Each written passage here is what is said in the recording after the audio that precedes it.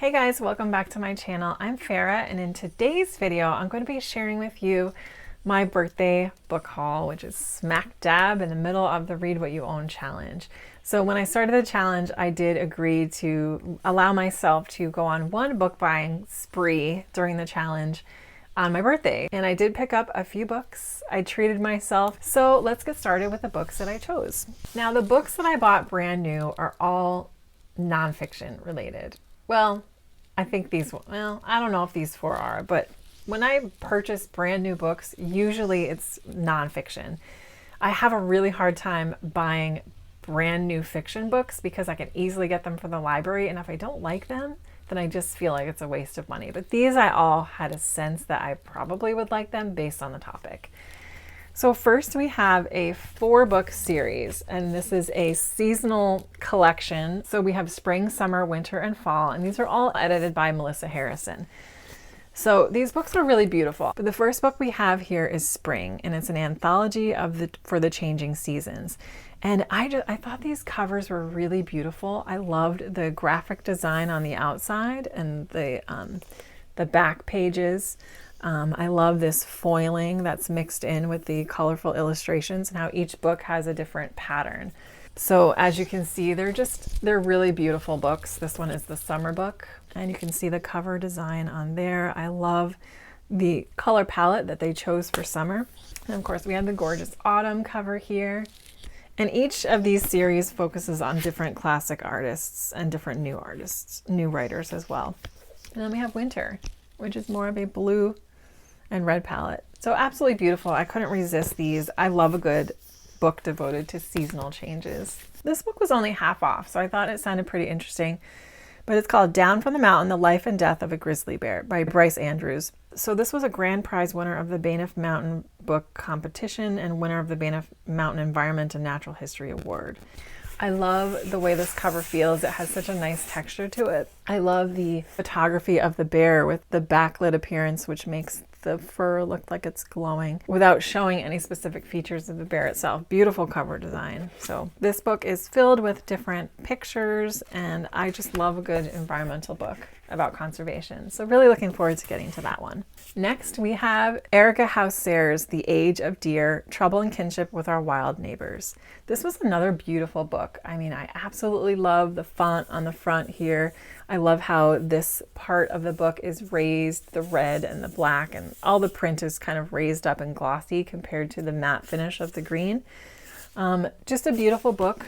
So this is another one that is really focused on a specific animal, the history of that animal, the mythology behind it. This one just really caught my eye, and I hope to enjoy this one as well. Now this next book, I will admit, I completely bought it based on the cover, 100%. I don't know if I'm going to enjoy this, but I really, really love the cover. It reminds me so much of my grandfather, who used to work as a forest ranger. But anyway, this book is called The Forest, The Fable of America in the 1830s. This book is a compilation of different stories and tales that focuses on 19th century America and its connection with the woods. It's part truth, part fiction, and featuring both real and invented characters. The book follows painters, poets, enslaved people, farmers, and artisans living and working in a world still largely made of wood. Some of the historical characters, such as Thomas Cole, Margaret Fuller, Nathaniel Hawthorne, Fanny Kemble, Edgar Allan Poe, and Nat Turner, are well known, while others are not, but all are creators of private and grand designs. So it's just a short story collection. I don't know, it sounded really interesting, and I absolutely love the cover, so I picked this one up as well. Next, the one that I was most excited to pick up, this one is called Beastly, The 4,000-Year Story of Animals and Us by Kegi Carew. And I had never heard of this before I went into the bookstore, but I saw it and I was like, oh, that looks so good. So I really love the cover. It's this bright yellow that stands out, and we have a picture of a real flamingo here and a plastic flamingo on the side. And this is just a nonfiction book, just came out in 2023, about how animals have shaped our minds, our lives, our land, and our civilization. This book throws us into a heart-thumping, glittering pageant of life and goes in search of our most revealing encounters with the animal world through the centuries to show where we've come from and where we're going. How do we domesticate animals, and why did we choose sheep, goats, cows, pigs, horses, and chickens, but never zebras? How can whales help solve climate change? What does it mean when a young woman befriends a boar, a gorilla tells a joke, or a fish thinks? Our relationship with animals has shaped our planet, and if reimagined, could save it. Oh, I'm so excited to get to this one. This one is just so right up my alley. Now, as for my used books, we also stopped in an amazing bookstore, and I did pick up a few used books as well. So let me go grab them. So I didn't spend nearly as much time as I would have liked to looking through the shelves. This bookstore is really beautiful. It's located in a really, really old building, and it just has room after room. You kind of wind in and out of these different rooms that have different books. And it was just so fun to be in a used bookstore. I don't really have many used bookstores around me. I mean, I do most of my secondhand book shopping in thrift stores. So it was a really fun experience to go in there and just walk around. And I had a little trouble. I was a little overwhelmed. Like I wasn't sure what I was even looking for. I was looking more for fiction. I did pick out a few things that jumped out at me as things that I would like to read in the future. And most of these are classics. First off, I found a used copy of Return of the King by J.R.R. Tolkien. This is the third book in the Lord of the Rings trilogy. I have The Hobbit in this kind of same edition. And I just love this picture on the back. He just looks so happy, such a joyful expression and smile on his face. But these are really nice mass market paperbacks because they're really floppy. The pages are really soft, and this is something that I feel comfortable reading. The print is good, and I feel comfortable tabbing and writing in it. So really glad to have just found another copy of The Lord of the Rings. I have these really nice little leather-bound pocket editions of The Lord of the Rings trilogy, but the writing is super tiny. So it's not something that I can still read it, but it's not as comfortable a reading experience, and I would never write in these. And I am going to be trying to read through this series probably sometime this summer. Next, I found an Anthony Trollope book that I have been wanting to read. I have heard a few of you talking about the Chronicles of Barsetshire series that a few of you are reading, and I saw this and I was like, oh, this is a sign. I really want to read this series at some point. But this one is called The Warden by Anthony Trollope, and I believe this is book 1 in the series. I don't know a ton about it, but I do know that it can be a little dry, and it does go into a little bit of church politics, but I kind of find that interesting. So we'll see when I get to this one. Next, I found another classic that I would like to read, and this is Of Mice and Men by John Steinbeck, and this is one of those nice Penguin Black Spine editions. I always try to pick these up if I can. I really like these editions of classics, and I'm pretty sure I probably read this in high school. It's been a long time, but I just want to reread it again someday. Next, I mentioned in a previous video that I've been interested in learning more about Joan of Arc for Historathon. And so I found this book. It's a Dover Thrift edition, and it's called The Personal Recollections of Joan of Arc by Mark Twain. And I think this is fiction, but I'm not sure. I remember hearing Olive from Book Olive rave about the book, but I think the one that she read was just called Joan of Arc, not Personal Recollections of Joan of Arc. So I don't know if these are two separate books or if they're just marketed differently and they're the same thing. But I saw it and I picked it up. It's a really nice floppy copy that, I'm interested in getting to at some point. Another author I've been hearing you guys talk quite a bit about recently is Sarah Waters, and particularly her Night Watch book. But I did come across this book in the used bookstore called Fingersmith.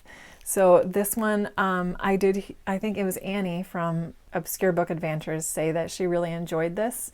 And I couldn't leave it behind. It just looked really interesting. So this will probably be my first foray into Sarah Waters. So hopefully I really like it. Don't know much about it. All right, next is another sort of modern classical author that I found that I've been wanting to read from this author. And this one is called The Wind-Up Bird Chronicle by Haruki Murakami. And I've heard so much about him, and I've been really wanting to get into some of his books. So this book popped out at me when I saw the author. And I remember hearing somebody really saying they enjoyed this book. It wasn't a booktuber. It was like a doctor podcast that I used to watch a lot of. I think it was Dr. Z-Dog, if you guys know who I'm talking about. But he raved about this book. He said it was really good. And this is just such a beautiful copy. All these books, they're just in such great condition. Love, love, love used book shopping. But anyway, it was a beautiful condition. It's nice and floppy when you hold it open. It's just like an enjoyable reading experience. And I really like this cover a lot. So again, I don't really know much about it, but it's a Japanese author that I really wanted to try. This one, I'm not going to lie, I got it because of the cover and the title, and this is called The Tenderness of Wolves by Steph Penny. And this was a 2006 Costa Book of the Year winner. And it's set back in the 1800s during winter, and it is, I don't know, people kind of compare this to Cold Mountain vibes, which I still haven't read, but it just looked really, really interesting. So God only knows when I'll get to it, but I just couldn't leave it behind. And lastly, this one might be maybe my favorite purchase just because I like the cover a lot, but this is called The Haunting of Hill House by Shirley Jackson. And this is one of the Penguin horror editions, which I didn't even know they had this collection. But I've really wanted to read this book, and I just really like the cover design. It's beautiful to feel. It's like has different texture. The house feels different than this part of it. It has this creepy eyeball looking out. The spine is really cool, and in the close-up you'll see that the edges are spray painted black, and then there's just this really cool smoky sort of edging on each page. I really like the font size. Only thing I don't particularly love is the printing of the title on the side of each page like that. I'm not sure why they did that, but it's on every single page. But I was really excited to find this, so adding it to the collection. So that was my sort of crazy big birthday book haul, a combination of new books and used books, the best of both worlds in my opinion.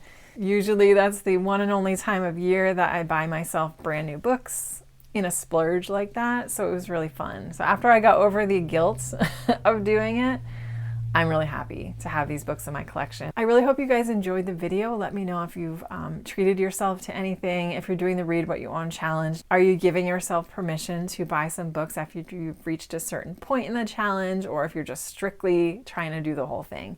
But thank you guys so much for watching. I really appreciate it. And let me know if you've read any of these before, if you enjoyed them or not. And I will talk to you guys soon. And thank you very much for watching. Take care, everybody.